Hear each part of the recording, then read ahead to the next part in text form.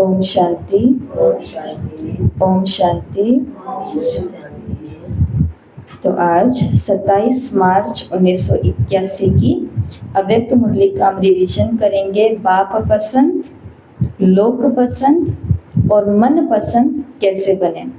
ऐसा क्या करें जो बाबा को भी हम बहुत ज़्यादा पसंद आ जाएं। ऐसा क्या करें जो सभी लोगों को, लोक को हम पसंद आ जाएं। और ऐसा क्या करें जो हमारा मन भी अपने आप से संतुष्ट हो, इससे भी हम खुश हो जाएं, इसके भी पसंदीदा हो जाएं। तो मुरली के अंदर बाबा ने कहा कि आज बाबा विशेष आए किस लिए हैं। तो पहले पॉइंट है ज्ञान की चिट चैट। बाबा ने कहा कि आज बाबा आए हैं बच्चों से ज्ञान की रूह रिहान की खातिरी करने के लिए। खातिरी करने आए हैं। कौन सी खातिरी? ज्ञान के रूह रिहान की खातिरी। रूह रिहान किसको बोलते हैं? बातचीत। ये दो लोगों की आपस में क्या बातचीत हो रही है तो उसको बोलते हैं रूह रूहान। तो दूर दूर से सब बच्चे मधुबन में आए हैं। तो मधुबन वाले बाप आए हुए बच्चों का खास ज्ञान के रूह रूहान की खातिरी करने आए हैं। और बाबा ने खातिरी के अंदर बच्चों से पूछा किसी भी बात की कोई मुश्किल तो नहीं है। जैसे कहीं पर भी हम जाते हैं, हमारी खातिरी होती है तो वो सबसे पहले हमसे क्या पूछते हैं कि कमरा और सब ठीक है, पानी और सब ठीक है, कोई आपको कोई दिक्कत तो नहीं हो रही, कोई परेशानी तो नहीं हो रही। तो बाबा ने कहा किसी को भी किसी बात में कोई मुश्किल तो नहीं अनुभव होता। बाप और आपका मिलना भी सहज हो गया ना। जब मिलन सहज हुआ, परिचय सहज मिला, मार्ग सहज मिला, तो फिर मुश्किल तो है ही नहीं।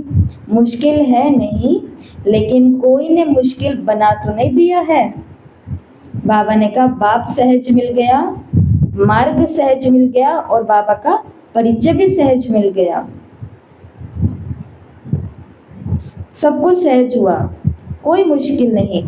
मुश्किल है तो नहीं, कोई मुश्किल है तो नहीं, लेकिन बाबा ने कहा कहीं पर कोई मुश्किल बना तो नहीं देते हैं। फिर बाबा ने कहा कि बाप द्वारा जो भी खजाना मिला उसकी चाबी जब चाहो तब लगाओ। क्या ऐसी विधि आ गई है? अगर विधि है तो सिद्धि भी जरूर होगी। अगर विधि की कमी है तो सिद्धि की कमी भी होगी, तो सिद्धि भी नहीं होगी। तो क्या हाल चाल है? बाबा क्या पूछ रहे हैं? वैसे भी किसी से बातचीत होते तो सबसे पहले क्या पूछा जाता है? हाल चाल तो पूछा जाता है।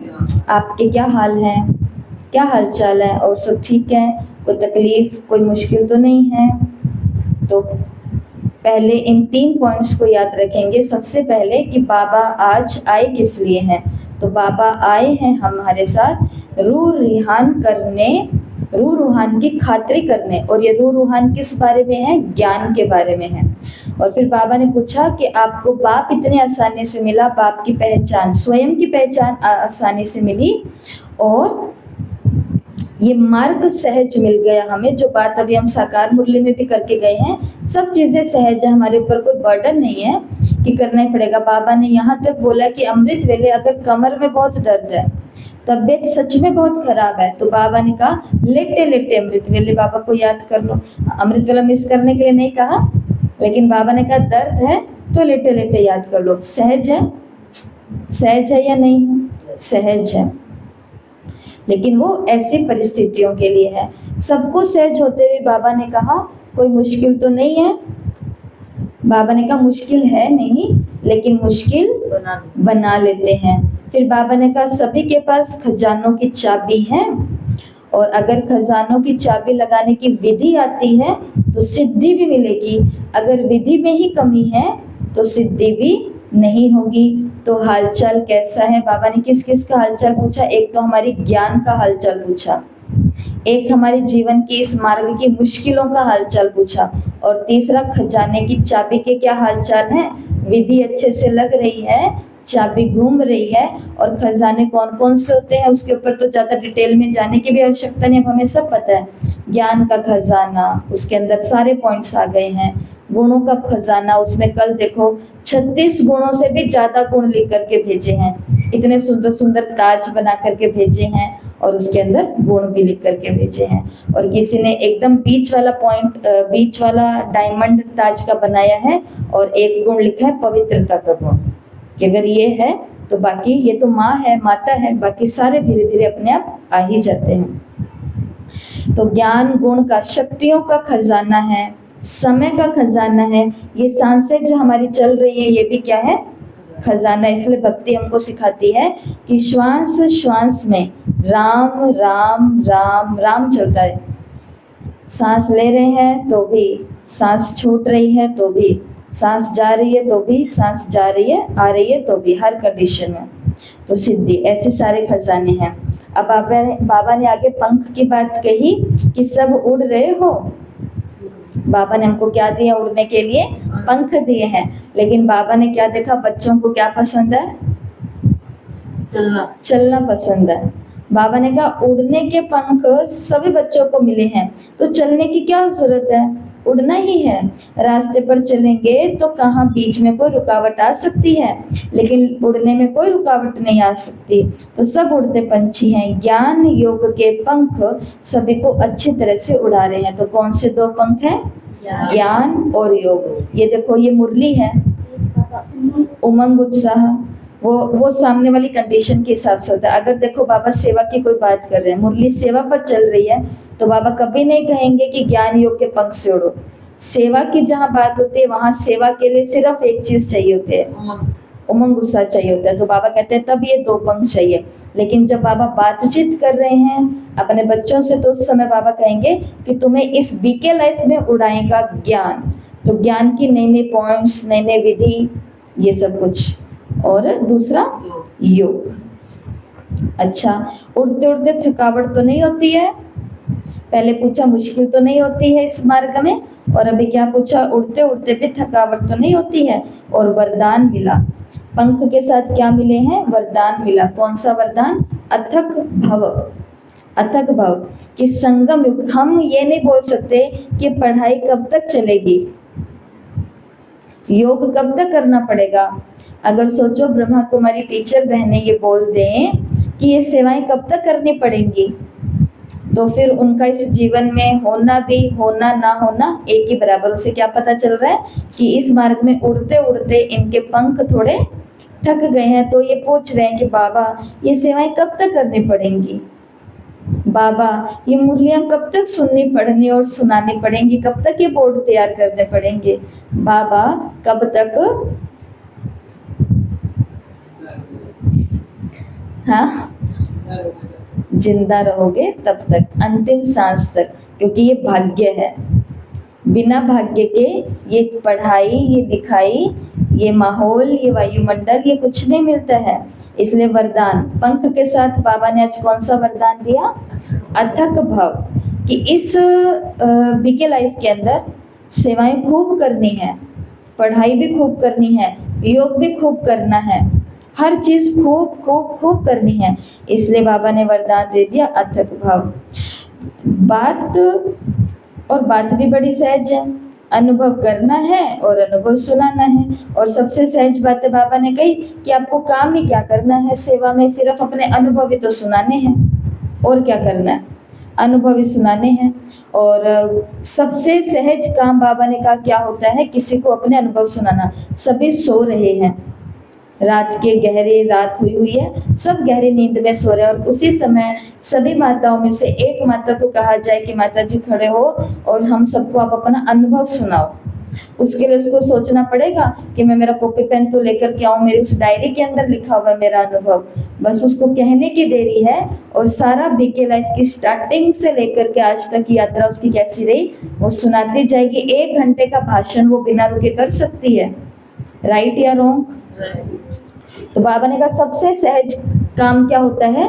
अपना अनुभव सुनाना। तो अनुभव करना भी बहुत सहज है और अनुभव सुनाना भी बहुत सहज है। और अनुभव में सिर्फ 2 बातें सुनानी है, ये आज मुख्य बात बाबा ने कही है। कभी कभी माताएं, भाई बहनें, जिज्ञासु सभी लोग कौन सी अनुभव की बातें सुनाते हैं? अनुभव की बातें सुनाते हैं वही कि मैं जा रही थी, गिर गई, मेरा ये हो गया, हम जा रहे थे, ये हो गया, वो हो गया, ऐसा हो गया, ये तो है ही है। लेकिन ये अनुभव तो कॉमन है, ये तो भक्ति करने वालों को भी या किसी में भी भावना रखने वालों को भी अनुभव होते हैं। हमारे अनुभव में दो बातें होनी चाहिए, अब अंडरलाइन कर लेना। हम जो भी अनुभव सुनाए, आपको कहते हैं मधुबन जाके आए हो माता जी, क्या अनुभव रहा, तो हम अनुभव क्या सुनाते हैं, बहुत अच्छा रहा। अनुभव में दो बातें सुनानी है। कौन सी दो बातें, अब याद रखना ये दोनों बातें। एक तो अपने परिवार की अर्थात संबंध की बातें, कि हमारी ये बीके फैमिली कैसी है, हमारा बाबा कैसा है, बाबा के साथ में मैं बच्चा भी हूँ, बाबा का मैं दोस्त भी हूँ, बाबा का मैं सजनी भी हूँ, बाबा का मैं साथी भी हूँ, और बाबा मेरा ये है। ऐसे हम भगवान को बनाते हैं अपना। तो एक तो परिवार के साथ और संबंध की बातें, और दूसरी है प्राप्ति की बातें, कि इस ज्ञान मार्ग में चल के मुझे मिला क्या क्या है। मैं पहले बहुत अशांत रहती थी, लेकिन जब से मैं ज्ञान में आई हूँ, पहले मैं 2 दिन गुस्सा करती थी, अब मैं 1 घंटे के अंदर ही शांत हो जाती हूँ। मेरे को रियलाइज होने लग गया अगले 1 मिनट के बाद कि हे आत्मा, आपने अच्छा नहीं किया, सॉरी सॉरी सॉरी करो। तो ये किसका फर्क है। और पहले मैं इतनी घमंडी थी कि मैं ये स्वीकार नहीं करती थी कि मैंने गलत काम किया, मेरे को गुस्सा आ गया, मैं अशांत हो गया, मैंने उसको चांटा लगा दिया, मैंने ये कर दिया, कभी नहीं। लेकिन जब से मैं ज्ञान में आई हूँ, मुझे भगवान से ये प्राप्ति मिली है कि मुझे सेल्फ रियलाइजेशन हो गया है कि मैं कहाँ गलत हूँ, मैं कहाँ सही हूँ। तो मुझे दर्पण मिल गया है। अनुभव ऐसे सुनाना है तो सुनने वाले को भी लगेगा कि ये चीज़ तो मुझे भी चाहिए। अनुभव सुनाना है कि पहले मेरे घर की सभी आत्माएं अस्त व्यस्त थी, लेकिन हाँ अभी भी प्रॉब्लम्स है, लेकिन अब इतना हो गया है कि हम सब लोग कम से कम एक दूसरे को देखते हैं तो थोड़ी स्माइल होती है, थोड़ा सा एक दूसरे के दुख तकलीफ को समझते हैं, थोड़ी देर में फिर सभी ठंडे ठार हो जाते हैं। तो ये हमारे ज्ञान की बाबा की कमाल है, ये हमारे योग की कमाल है। आई बात समझ में। सभी को अपना अनुभव सुनाना है। बाबा ने कहा सबसे आसान काम होता है अनुभव सुनाना। बाकी देखो, आपको कहा जाए इस सेंटर को डेकोरेट, पाठशाला को डेकोरेट करना है, थोड़ा मुश्किल है। भाषण करना है आपको इस टॉपिक के ऊपर, टॉपिक है पंख और वरदान। इस टॉपिक पर 1 घंटा भाषण करना है, तो कितनों को सुनेंगे, कहाँ से निकालेंगे, क्या करेंगे, दीदी से पूछते रहेंगे, कुछ कुछ होगा। सफाई करनी है, समय लगेगा, सब चीज़ों में कुछ कुछ है, परंतु अनुभव सुनाना तो सहज है। बाबा ने कहा सबसे सहज होता है अनुभव सुनाना। और अनुभव में कौन सी तो बातें सुनानी है, अब अंडरलाइन रखना। जहां पर भी जाओ, आपसे पूछा जाए आपको 10 साल हो गए इस क्लास से जुड़े हुए, तो आपका इस क्लास से जुड़ने का क्या अनुभव है, तो क्या अनुभव सुनाओगे कि मेरे को बहुत अच्छा लगता है यहाँ के, ऐसे नहीं सुनाओगे। हाँ, यही तो ज्ञान, यही तो ज्ञान की वो है ना कमाल, कि हमको रियलाइजेशन हो गया है। दूसरे की भी हो सकती है, हम दूसरे की भावना को भी समझने लग गए हैं कि कोई बात नहीं, जैसे हमारे मन को बुरा लगता है उनको भी बुरा लगता है। हिसाब किताब का लेसन हमें समझ में आ गया, कर्मों का खेल है भाई, ये तो हिसाब किताब की आत्माएं हैं। रोज रात को सोने से पहले 15 मिनट क्षमा याचना करूंगी, शांति हो जाएगी। तो आपको इस क्लास से जुड़े हुए क्या अनुभव है, तो कोई भी ऐसा पूछे तो उस अनुभव में 2 ही बातें होनी चाहिए। एक तो वहाँ के संबंध, वहाँ पे जो लोग रहते हैं उनके साथ मेरे रिश्ते कैसे हैं, वो कैसे प्रकार के लोग हैं, और दूसरा वहाँ उस स्थान पर जाकर के मुझे प्राप्ति क्या क्या हुई है। कितने सारे भाई बहने हैं जो ये कमी कभी कभी देखने में आती है। बहुत सेवा स्थानों की हम बात कर रहे हैं, एक सेवा स्थान की नहीं कर रहे हैं, क्योंकि मिलते जुलते रहते हैं, बातें होती रहती है इधर उधर से, तो वो हाँ अच्छी बात है कि हम वहाँ गए, हमें बहुत अच्छा अनुभव हुआ, हम वहाँ गए, बहुत अच्छा अनुभव, वहाँ गए वो दीदी बहुत अच्छे हैं, वहाँ की वो जिज्ञासु है वो माता बहुत अच्छी है, वहाँ का वो भाई बहुत अच्छे हैं, वहाँ क्या ये अच्छा है, ये तो बताना ही है, क्योंकि जो देख के आएंगे वैसा आप अपना माहौल बनाएंगे तो सही। लेकिन कभी कभी ऐसा होता है कि हमें दूसरे की चीज़ें इतनी अच्छी लग रही हैं कि हम अपने वाले की कभी प्राप्ति और संबंधों के अनुभव किसी को सुना ही नहीं पाते हैं। अपने वालों के क्या अनुभव हम सुना देते हैं संबंधों के, कि हमारी दीदी हमें डांटती बहुत है, मेरे जिज्ञासु मेरा बिल्कुल कहना नहीं मानते। हम दोनों पक्षों की बात कर रहे हैं। मैं भी अगर अनुभव सुनाऊंगी, मानो कि भाई मेरे अनुभव और मेरी प्राप्तियां क्या हैं इस क्लास की, तो मैं क्या सुनाऊंगी कि ये मेरे जो क्लास वाले वो मेरा बिल्कुल कहना नहीं मानते, ना तो ये साकार मुरली ढंग से करते हैं, ना ये अव्यक्त मुरली ढंग से करते हैं, ना कोई सेवा ढंग से करते हैं। लेकिन वो वाली जो क्लास है ना, वहाँ मैं गई, वहाँ की माताएं आहा क्या सेवाएं करती हैं, वहाँ के भाई क्या सेवा करते हैं, आपको क्या बताऊं। ऐसा अनुभव बताया तो अनुभव ही है, लेकिन ऐसा बताने से क्या पेट भरेगा? मन पसंद, लोक पसंद, प्रभु पसंद बन पाएंगे? नहीं बन पाएंगे, क्योंकि सामने वाले को इतनी बुद्धि होती है, जो अपने वालों की महिमा नहीं कर सकते, ये हमारे वालों की आज महिमा कर रहे हैं, हमारे पीछे इनकी भी क्या ही करेंगे? बुराई करेंगे। अपने वाला ही इनको नहीं संतुष्ट कर रहा, तो हमारे वाले तो इनको क्या ही संतुष्ट कर देंगे। इसके लिए ऐसा नहीं है कि औरों की महिमा नहीं करनी है, जो महिमा योग्य है वो महिमा योग्य है, लेकिन उसके साथ साथ मेरे पर्सनल रिश्ते मेरे स्थान पर कैसे हैं, प्राप्तियां कैसी हैं, ये अनुभव सुनने हैं और सुनाने हैं। तो पता चल गया अनुभव में दो ही बातें होनी चाहिए।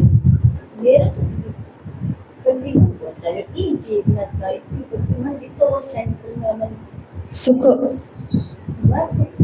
तो ऐसा ही नहीं, अब नहीं है तो मैंने सिर्फ बोला है, पर अपनी क्लास अच्छी है। हाँ सब है बिल्कुल।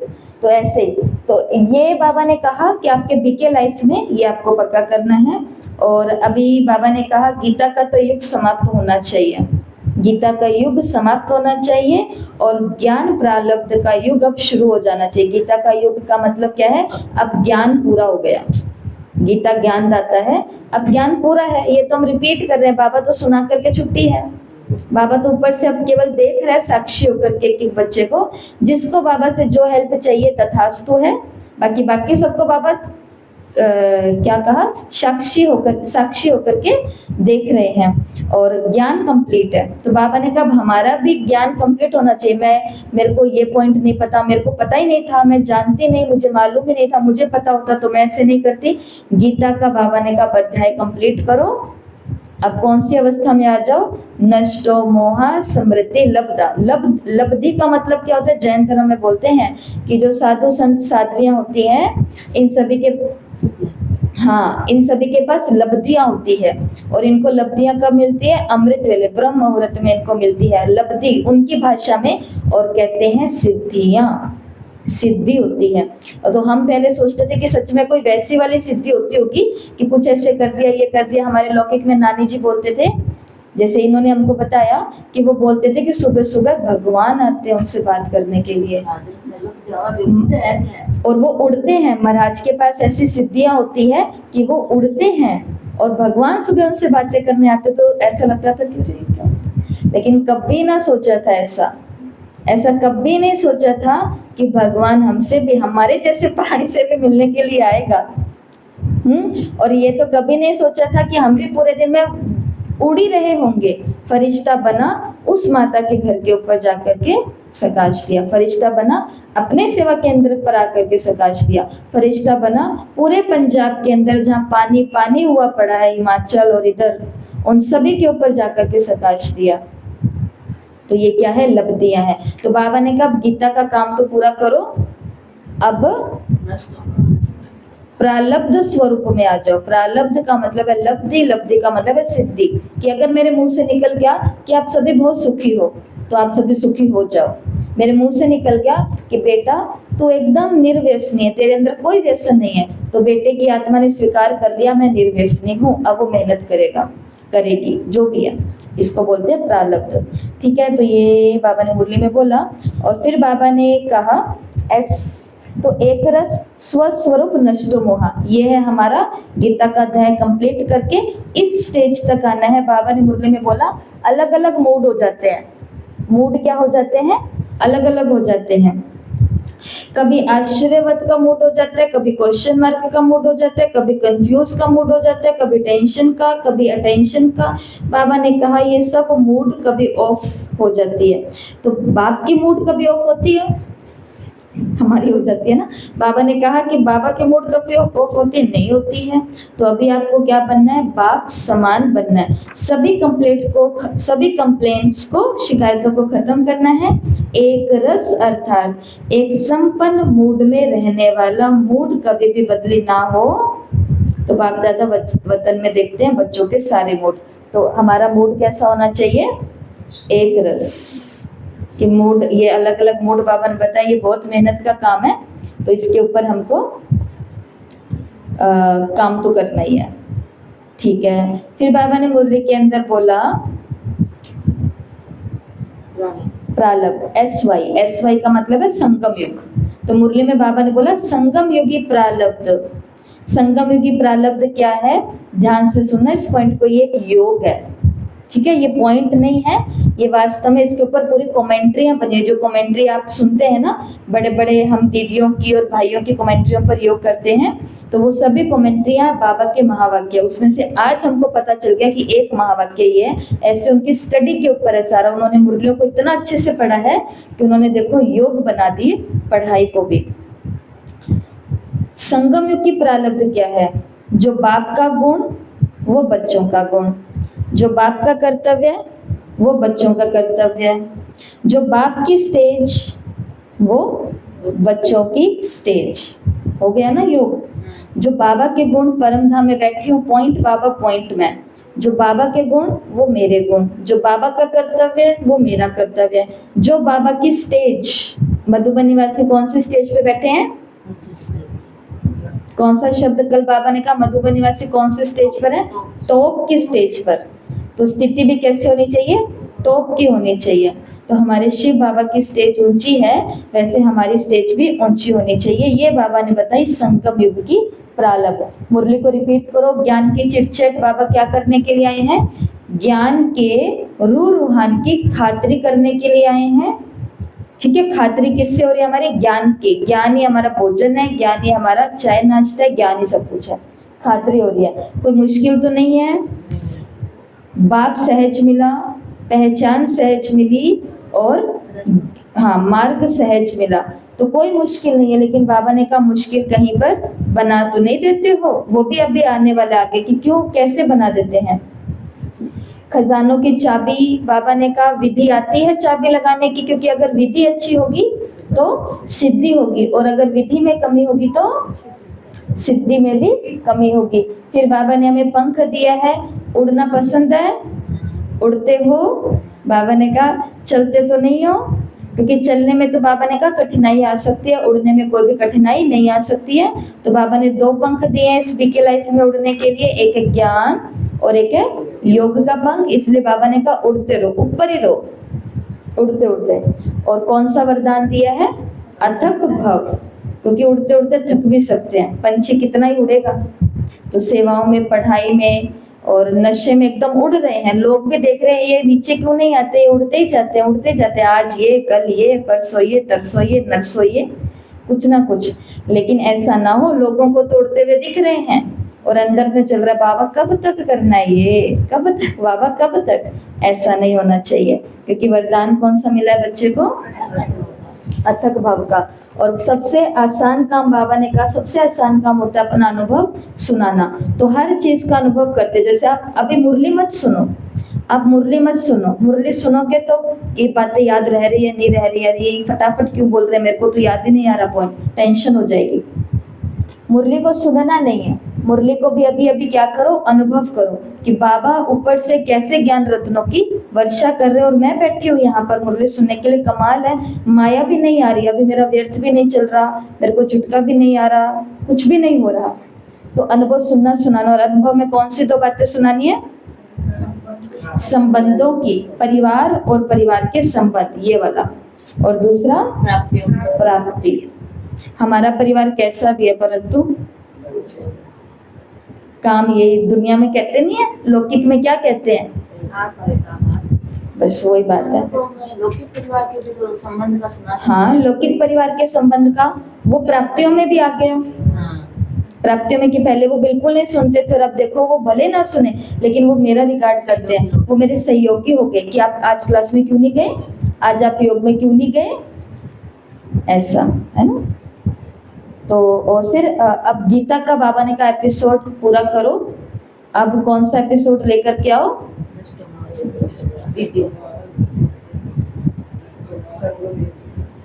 एक रस बाबा ने कहा, मैं भी नहीं देखूंगी, मेरी भी चेकिंग होगी।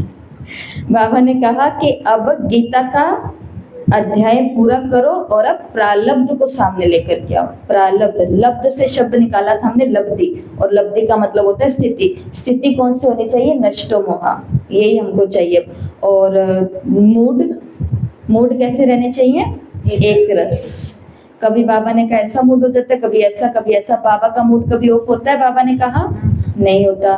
तो हमारा भी मूड कभी ऑफ नहीं होना चाहिए। और संगम युग की प्रारब्ध क्या है? बाबा के गुण तो हमारे, जो बाबा के गुण वो मेरे गुण, जो बाबा का कर्तव्य वो मेरा कर्तव्य, जो बाबा की स्टेज वो मेरी स्टेज। ये योग है बहुत अच्छा, अगर पूरे दिन में करना चाहो तो कर सकते हो। यहाँ तक मुरली हो गई है, आगे चलते हैं। बाबा ने कहा कि देखो बातें तो बड़ी होती नहीं है, ये अब उस मुश्किल क्यों लगती है उस पॉइंट पर बाबा आए हैं। लेकिन आप क्या करते हो? सोचने की खातिरी करते हो। बात छोटी सी है लेकिन उसके ऊपर बैठ करके खातिरी कौन सी करते हैं? सोचने की। पर ऐसा हुआ क्यों? पर ऐसा हुआ क्यों? ये क्यों आया? ये क्यों आया? ये क्यों हुआ? बाबा ने कहा ये क्या करते हो? उस छोटी सी बात की सोच सोच करके खातिरी करते हो, तो वो छोटी बात कैसे हो जाती है? मोटी हो जाती है। खिलाएंगे पिलाएंगे तो मोटी होगी, या तो मोटी होगी या बड़ी होगी, कुछ तो होगी, कहीं से तो बढ़ेगी, जितनी उतनी तो नहीं रहेगी ना। तो इसलिए क्या क्या सुंदर बात बाबा ने कही, पेपर आया तो उसको करना है। अब पेपर क्यों आया ये क्वेश्चन तो हो ही नहीं सकता। पढ़ाई कर रहे हैं, पढ़ाई के जीवन में आए हैं तो परीक्षाएं तो आएंगी। भगवान मिलने का मतलब ये नहीं होता कि भगवान मिल गया तो बस बल्ले बल्ले हो गई, नहीं। असली तो बातें कहाँ से शुरू होती है? यहीं से शुरू होती है। देखो अभी तक तो हमारे एक जिंदगी के अंदर कोई एक आधा दुश्मन होगा, अगर होगा भी तो। ज्ञान में आने से पहले दुश्मन का मतलब है कि जो हमें नहीं अच्छे लगते, जिन्हें हम नहीं अच्छे लगते थे। ज्ञान में आने के बाद तो हमने बिल्कुल माया से पंगा ले लिया, जो अभी तक हमारे सपोर्ट में थी। अब हमारे ऑपोजिशन में कौन खड़ी हो गई है? ये ईर्ष्या, हमको कब आ जाएगी पता नहीं। ये द्वेष, हमको कब आ जाएगा पता नहीं। घृणा, अलबेलापन, आलस्य, चुगली, तेरा मेरा, ऊपर नीचे, ये वो, इधर उधर ताक झांक, सब प्रकार के माया बिल्कुल खड़ी हो गई ऑपोजिशन। तो कितना बड़ा हमने दुश्मनी ले लिया है। हुआ है कि नहीं हुआ? तो पेपर तो आने ही है। बाबा ने कहा पेपर आना है तो तुम्हारा स्टूडेंट का काम होता है, पेपर आ गया है क्वेश्चन पेपर, अब बैठ करके उसका हल करो। ना कि ये सोचो कि अरे मैडम, अरे सर आपने आज पेपर ले क्यों लिया, कैसे ले लिया। तो बाबा ने कहा सोचने की क्या करते हो? खातिरी करते हो। तो अब क्या बनो? जज बनो, वकील मत बनो। तो जितनी भी वेस्ट बातें आती है ना, या तो बाबा ने कहा वेस्ट होगा या बेस्ट होगा, तो सेकंड में जज करो और समाप्त करो। वेस्ट है तो आधा कल्प के लिए वेस्ट बॉक्स में डाल दो। ये मैं आपको कह रही थी कि अगर कोई बात वेस्ट है तो उसको आधा कल्प के लिए वेस्ट वाले बॉक्स पेपर में, वेस्ट पेपर बॉक्स में डाल दो, कि अब आधा कल्प के बाद ही तुम व्यर्थ की बातों से मुलाकात होगी। और बाबा ने कहा जो बेस्ट है उसको फिर जमा के खाते में डालते जाओ। अगर बाप का गुण है तो बेस्ट के खाते में जमा करो, और अगर वेस्ट है तो वेस्ट वाले बॉक्स में डालो। और अब क्या बनो? वकील या जज? बाबा ने कहा जज बनो। वकील छोटे केस को भी लंबा कर देते और जज सेकंड में हाँ ना करके जजमेंट दे देता। तो ये क्यों हुआ, क्या हुआ, कैसे हुआ, कब हुआ? क्यों क्या है ही नहीं, कोई बात में क्यों क्या नहीं है। पॉइंट और आगे बढ़ो, और इस बात में क्या करो? फॉलो फादर करो, बाप समान बनो। तो संगम युग की प्रारब्ध है बाप समान स्टेज, संपन्न स्टेज। तो प्रारब्ध भी तो पानी है ना, बहुत समय की पानी है, बहुत समय के संस्कार अभी भरने हैं। फिर बाबा ने लव, तो ये प्रारब्ध की बात बाबा ने कही। दो प्रारब्ध है, संगम युग पर प्रारब्ध है, संगम युग की जो हमने सुन ली बाप समान स्टेज, और दूसरी प्रारब्ध है भविष्य की, और भविष्य में हम क्या बनने वाले हैं? देवता। देवता पद। तो प्रारब्ध दो है, संगम युग की प्रारब्ध है बाप समान बनना और भविष्य की प्रारब्ध है देवता पद पाना, ठीक है। और फिर बाद में बाबा ने कहा युग ऑफ लव। ये जो संगम युग है ना, ये युग मेहनत का नहीं, बाबा ने कहा मोहब्बत का है, प्रेम का युग है ये। अभी वो गीत बजा था ना प्रेम वाला, तो ये युग प्रेम का है। तो बाबा ने कहा बाप समान जीवन को तो पा लिया, अच्छे से सुनना ये पॉइंट्स, गृहस्थ में रहने वालों के लिए खास है। बाप समान जीवन को तो पा लिया, मेहनत कब तक करेंगे? आधा कल्प तो अनेक प्रकार की मेहनत की, गृहस्थ व्यवहार की, ये तो सभी करके आए हैं, भक्ति की, समस्याओं की, कितनी मेहनत की। संगम युग है मोहब्बत का युग, मेहनत का युग नहीं है। मिलन का युग है, क्षमा और परवाने के समाने का युग है। नाम केवल मेहनत है, लेकिन वास्तव में मेहनत है नहीं। ये दिखने में सब चीजें मेहनती लग रही है, मेहनत वाली है, लेकिन वास्तव में मेहनत नहीं है, ये सिर्फ क्या है? मोहब्बत है। मेहनत समझ के करेंगे तो थक जाएंगे। संगम युग है मोहब्बत का युग। बच्चा बनना मेहनत होती है क्या? वर्षा मिला है, वर्षे में मिला है कि मेहनत में मिला है? बच्चा तो सिर का ताज होता है, घर का श्रृंगार होता है। अब ये बात और भी ज्यादा ध्यान से सुनना। आपके कितने श्रेष्ठ नाम है? तो नाम और काम एक है। सदा बाप के साथ श्रेष्ठ स्टेज पे रहो, सदा बाबा के साथ श्रेष्ठ स्टेज पे रहो। बाबा ने कहा असली स्थान तो वही है, तो अपना स्थान क्यों छोड़ते हो? असली स्थान छोड़ना यानी भिन्न भिन्न बातों में भटकना। आराम से बैठो, जैसे लौकिक में बच्चे को नहीं बोलती माँ कि कहाँ इधर उधर भाग रही, तरह आराम से बैठ। तो बच्चे का स्थान क्या है? माँ की गोद, पिता की गोद, ये बच्चे का स्थान है। तो बच्चा इधर उधर भटकता है, उसको आराम से कहते तो आराम से यहाँ बैठना, तेरे को कोई कुर्सी नहीं मिल रही है, कोई जगह नहीं मिल रही है। बाबा ने कहा नशे से बैठो, आराम से बैठो, अधिकार से बैठो। नशे से बैठो, अधिकार से बैठो, आराम से बैठो। नीचे आकर के फिर कहते हो अब क्या करें? बाबा ने कहा नीचे आते ही क्यों हो? बोझ सिर पे आ जाता है ना, मैं क्या करूं, कैसे करूं, करना पड़ता है। क्या आप करते हो? ये जो सेवाएं चल रही हैं, ये क्या आप करते हो? बाबा ने बोला। तो फिर आपको टेंशन क्यों होती है कि मेरे को ये करना है, ये करना है, ये करना है? बाबा ने कहा क्या आप करते हो? या सिर्फ नाम आपका है, काम तो बाप का ही रहता है। कर कौन रहा है? बाबा। दिख कौन रहे हैं? निमित्त दिख रहे हैं। उस दिन खिलौना देखा, तो बाबा ने साइंस का खिलौना दिखाया था कि जो अपने आप चलता है, शायद कोई बैटरी या रिमोट से। तो बाबा ने कितनी सुंदर बात कही कि जब साइंस चला सकती है तो बाप नहीं चला सकता। ये तो बाप बच्चों का नाम बाला करने के लिए उनको निमित्त बना देते हैं, क्योंकि बाप इस नाम रूप से न्यारा है। जब बाप आप सबको ऑफर कर रहे हैं तो बोझ बाप को दे दो। आप सिर्फ नाचो उड़ो, तो बोझ क्यों उठाते हो? तो बोझ क्यों उठाते हैं? क्योंकि वो मालिक मिला है जिसने कहा है गाड़ी पर बैठो, और नौकर गाड़ी पर बैठ गया, सिर पर क्या उठा करके? बोझा उठा करके। और फिर बाद में मालिक ने बोला कि अब ये बोझा इन पर रख दो, बैलगाड़ी पर, टांगे पर रख दो। वो बोलता है कि नहीं नहीं मालिक, आपने मेरे पर इतना एहसान किया कि मुझे आपने इस पर बिठाया, और मेरे को आपका एहसान नहीं चाहिए। घर पर लेके गया, पानी रखा, पंखा चलाया कि लो हवा खाओ, पानी पियो। तो वो कहते, और लेकिन ये बोझ तो रखो पहले, लेकिन ये बोझ मुझे नहीं रखना, वैसे आप मेरे पे इतना एहसान कर दिया, मैं बोझ नहीं रखूंगा। बाबा ने कहा कि नाम रूप से बाबा न्यारा है, इसलिए हमारा नाम हो रहा है, इस रूप का, इस नाम का नाम हो रहा है। लेकिन बाबा ने कहा काम सारा किसका है? आप खाली नाचो, आप खाली उड़ो, बोझ क्यों उठाते हो? कैसे सर्विस होगी, कैसे भाषण करेंगे, ये तो क्वेश्चन ही नहीं है। सिर्फ निमित्त समझ करके, कनेक्शन पावर हाउस से जोड़ करके बैठ जाओ। ये है आज की मुरली में रहस्य। जो कहते हैं मुझे ये नहीं आता, मुझे ये नहीं आता, और नहीं आता, सच में नहीं आता। कोई भी कहीं से सीख करके थोड़ी ना आया है।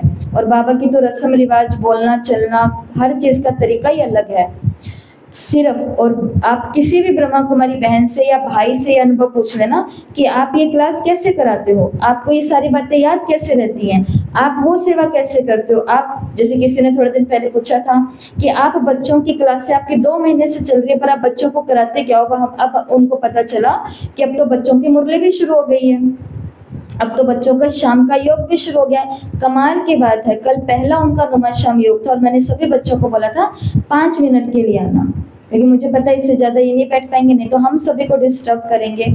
और आप मानेंगे नहीं, बच्चे एक्यूरेट 6:30 बजे आए, 6:30। और उनको ट्रेनिंग दी थी पहले दिन कि आना कैसे, गेट कैसे खोलना होता है, चलना कैसे होता है और कहाँ पर आकर के बैठना होता है। ट्रेनिंग के हिसाब से उन सभी बच्चों ने सफलता को प्राप्त किया और एक्यूरेट 7:33 पर सभी उठे हैं, एक एक टॉफी ली है, दृष्टि ली है, साइलेंस के अंदर चले गए हैं। अब उन्होंने बाबा से क्या बातें की हैं, क्या उन्होंने योग किया है, क्या कुछ किया हमें नहीं मालूम, लेकिन पिछले 2 महीने से ये बाबा के घर में आ रहे हैं। तो 2 महीने से जरूर बाबा से कुछ और ऐसे बाबा को देख रहे हैं, ऐसे एक टक होकर के। तो लेटर लिखते हैं बाबा को, लेटर लिखते हैं, कमाल है उनकी बहुत ज्यादा, ये भी बाबा की कमाल है। तो पूछते हैं ये आप इनको कराते क्या हो, ये कैसे हो रही है? तो सच में हमें थोड़ी ना पता कैसे कराते हैं ना, हमने पहले कभी ऐसा कुछ लंबे दौर में कराया हुआ है बच्चों को कि, और ये बच्चे ऐसे बच्चे हैं जिनके माँ बाप भी ज्ञान में नहीं चलते हैं। कमाल की बात ये है, जिनके माता पिता ज्ञान है क्या ब्रह्मा कुमारी का, बस एक दीदी है सफेद साड़ी वाली और ये इनका सेंटर है, इतना जानते हैं। ओम शांति, ये हमारे बच्चे ओम शांति में जाते हैं। इसके अलावा ओम शांति के नियम मर्यादाएं कानून नथिंग, कुछ भी नहीं जानते हैं ज्ञान का। शिव बाबा ब्रह्मा बाबा कुछ नहीं मालूम, ना अच्छा मालूम है ना बुरा मालूम है। और ये तो पूछते कैसे हो रहा है, तो सच में नहीं मालूम कैसे हो रहा है हमको। तो जो आप, मैं साकार मुरली में आपको कह रही थी एक रहस्य की बात, वो रहस्य की बात हम लोग ये यूज करते हैं कि बाबा ये बुद्धि आपकी, बुद्धिवानों की बुद्धि बाबा आप हो, ये बुद्धि आपकी, और बुद्धि के द्वारा जो मैसेज जाएगा मन के द्वारा, बुद्धि के द्वारा, ये ब्रेन की एक एक नस भी बाबा आपकी। अब इसके अंदर जो सेवा डालनी है वो डाल दो, जो कराना वो करा दो।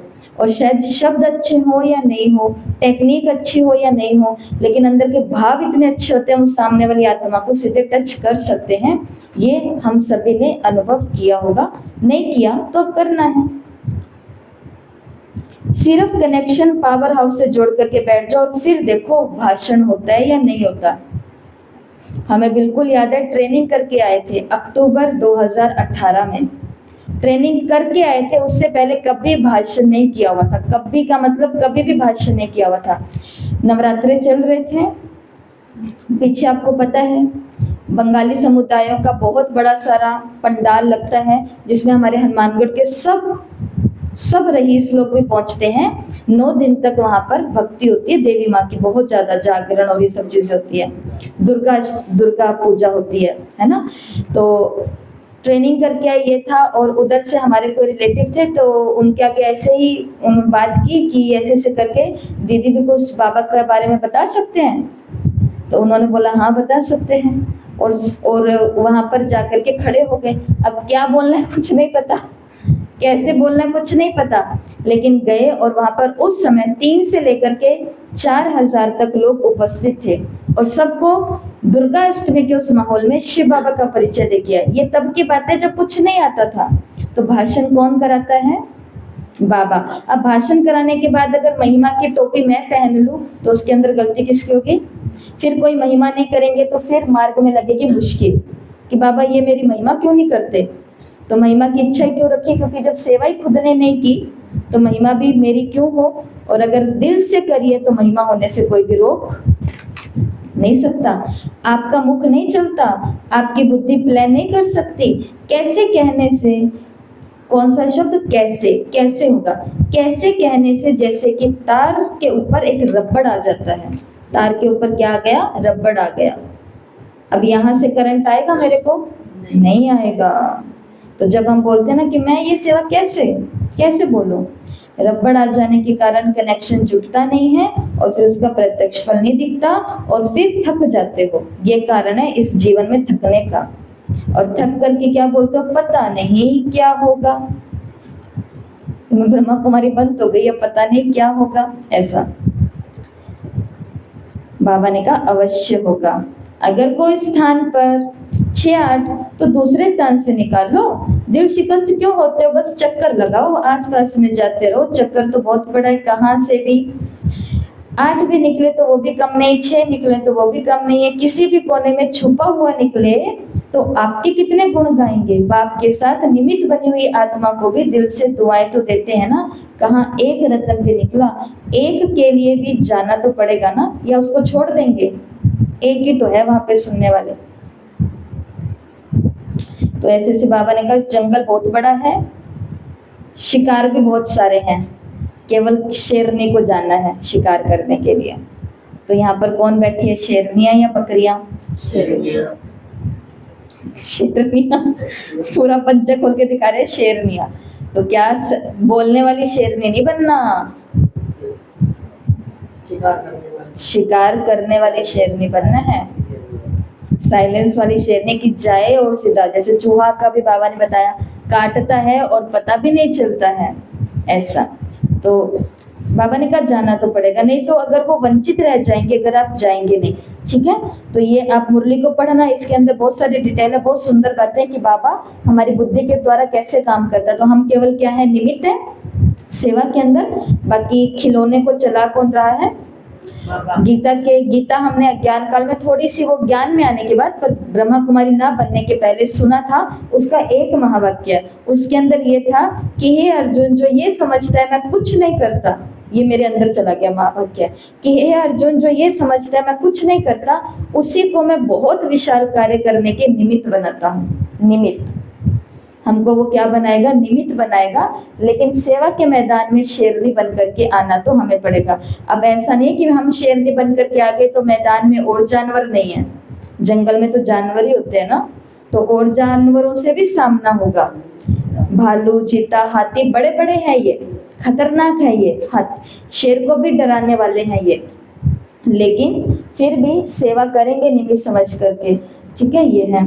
और फिर बाबा ने कहा कि सब जगह जाओ, कोई वहाँ पे वारिस निकलेंगे, कोई प्रजा, कोई साहूकार, कोई राजा, जो जो बनेंगे सब कुछ बनेंगे, लेकिन सिर्फ 2 बातों को देखना है जहाँ पे भी सेवा करो ना। तो बाबा ने कहा 2 बातों को देखना है। एक तो देखो लाइन क्लियर है कि जो सेवा मैं कर रही हूँ अपनी महिमा के लिए तो नहीं कर रही, अपना नाम करने के लिए तो नहीं कर रही, उनके आगे अपनी पी बनाने के लिए तो नहीं कर रही हूँ। तो बुद्धि की लाइन क्लियर हो कि मैं सेवा कर रही हूँ, क्योंकि जो बाप का कर्तव्य है वो, जब भगवान सेवा के लिए उतरा है तो मेरे को भी सेवा करनी है, बस इतनी सी बात है। और दूसरा रहना है मर्यादा की लकीर के अंदर। कोई भी सेवा करेंगे अपनी मन मर्जी का कोई भी काम, हमारी मर्यादा है वो हमारी मर्यादा है, बस। तो ये 2 बातें ध्यान में रखनी है। कौन सी 2 बातें? एक तो मेरी बुद्धि की लाइन क्लियर हो, मेरा लक्ष्य क्या है वो होना चाहिए, और दूसरा मर्यादा की लकीर के अंदर हो। बच्चों को परसों ट्रेनिंग दी थी तो छोटे बच्चों को कहा था तुम्हारे पास में और जने छोटे बच्चे आकर के बैठेंगे, आगे पीछे बीच बीच में गेट खुलता रहेगा, पर तुम्हारी गर्दन ना ऐसे होनी चाहिए ना ऐसे होनी चाहिए। और सच में अगर आपको कैमरा चला के दिखाएं तो बच्चों की गर्दन ना ऐसे हुई ना ऐसे। छोटे 10 साल के बच्चे सीख गए हैं एकाग्रता को, और हम कितने साल के हैं? 50 साल के। 50 से तो ऊपर ही हो सभी लगभग, है ना। तो ये 2 बातों को ध्यान में रखना है। एक तो मर्यादा की लकीर के अंदर, दूसरा लक्ष्य लाइन बिल्कुल क्लियर होनी चाहिए। 3 सर्टिफिकेट लेने के लिए बाबा ने कहा है, कौन कौन से? जिसके ऊपर मुरली है, मन पसंद, लोक पसंद और बाप पसंद, प्रभु पसंद जिसको बोलते हैं। तो प्रभु पसंद बनना है तो मुरली में बाबा ने कहा सच्चे दिल पर साहेब राजी है। सर्टिफिकेट ऐसे देंगे बाबा, सिर्फ अपने दिल क्या रखनी है? सच्ची।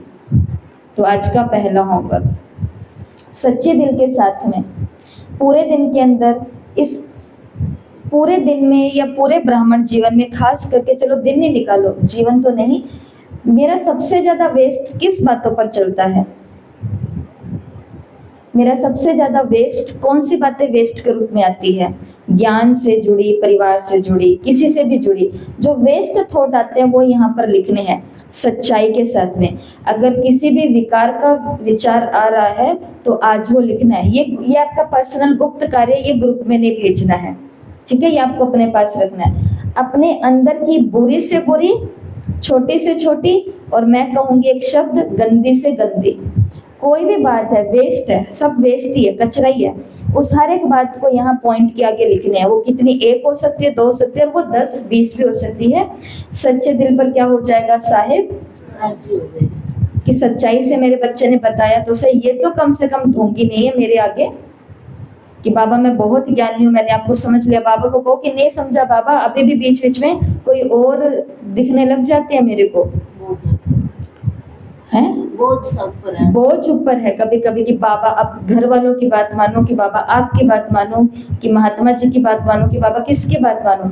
ये सच्चे सच्चे सारे वेस्ट यहाँ लिखने हैं, ठीक है। और फिर इस वेस्ट को बेस्ट बना कैसे सकते हैं, उसको या तो एक पॉइंट में लिखो या हर एक पॉइंट के आगे एक पॉइंट लिखो। ये आपका पर्सनल काम है, क्योंकि मुरली में वेस्ट और बेस्ट को बाबा ने कहा है। आगे समझ में आगे। तो सच्चे दिल पर साहिब राजी है। अभी शॉर्ट में मुरली करते हैं, क्योंकि बाबा तो बड़े भोले हैं, मुरली के अंदर आए हैं। बाबा कैसा है? बड़ा भोला है, भोला ही है सच में। क्या ही तो लेते हैं और क्या ही दे देते हैं। तो ये करेंगे तो हमें एक सर्टिफिकेट मिल जाएगा बाप पसंद का।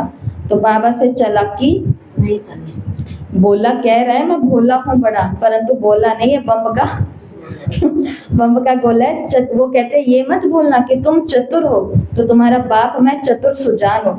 तुम तो अपने आज को जानते हो कि मैं ये चतुराई कर रही हूँ, मैं तुम्हारे तीनों कालों को जानता हूँ कि इस चतुराई का आगे कल तुमको क्या फल मिलने वाला है। चतुराई भगवान के बच्चों के साथ करेंगे, रिजल्ट वो वाले बच्चे वहां बैठे बैठे देंगे। कई पूछते हैं मैं तो अपने बच्चों को एकदम मर्यादा में चलाता हूँ, तो मेरे बच्चे ऐसे क्यों हो गए हैं? ये अज्ञानियों के प्रश्न होते हैं। तो हम उनको फिर ये बात बोलते हैं कि शायद आप भगवान जिस भी मंदिर में, जिस भी तीर्थ पर, जिन भी साधु महात्माओं को आप सुनते करते हो, शायद आप उन लोगों के बारे में निंदा चुगली गलानी कुछ कर रहे हो। अगर भगवान के डायरेक्ट बच्चों के लिए आप कुछ करोगे तो इसका परिणाम कहाँ से निकल के आएगा? अपने बच्चों से निकल के आएगा। देखो जरूरी नहीं है बीज हनुमानगढ़ में बोया तो वृक्ष हनुमानगढ़ में उतरेगा, ऐसा नहीं होता। कर्मों की गति कहती है बीज आपने जहां बो दिया, बोया किसके द्वारा है, प्राप्त उसी को ही होगा।